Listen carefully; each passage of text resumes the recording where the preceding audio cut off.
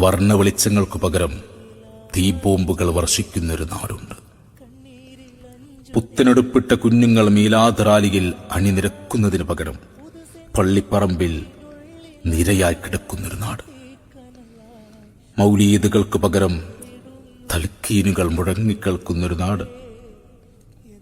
സമ്മാനപ്പൊതികൾക്കു പകരം ഭക്ഷണപ്പൊതികൾക്കായി കുട്ടികൾ കാത്തു നിൽക്കുന്നൊരു നാട്.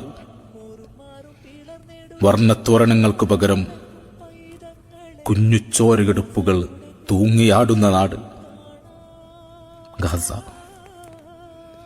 മീലാദിന്റെ മധുരപ്പായസത്തിനൊപ്പം അവർക്ക് വേണ്ടി പ്രാർത്ഥിച്ചില്ലെങ്കിൽ നമ്മുടെ മൗലീദുകൾ പടച്ചവന്റെ ദർബാറിലേക്ക് ഉയരില്ല കേട്ടോ. നാഥ, ആ നാടിന് നീ മാത്രമാണ് തുണ. ഖുദ്സിന്റെ പോരാളികളെ കാക്കണേ അല്ലാഹ്. ആമീൻ.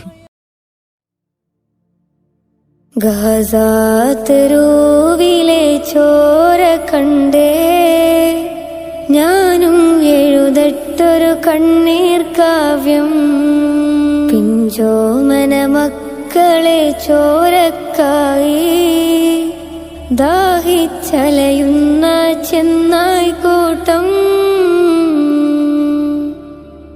ഗാസാതെരുവിലെ ചോര കണ്ടേ ഞാനും എഴുതട്ടൊരു കണ്ണീർ കാവ്യം.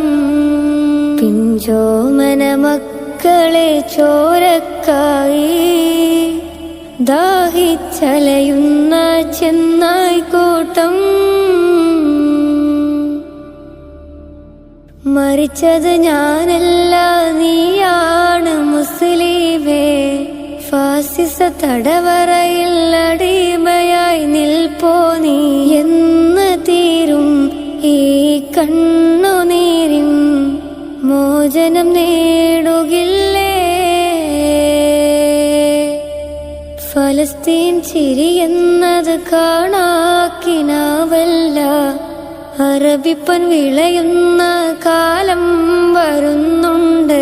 തഖ്വ കൊണ്ട് നേടിടുവേ ഫാസിസം കരയുമെന്ന്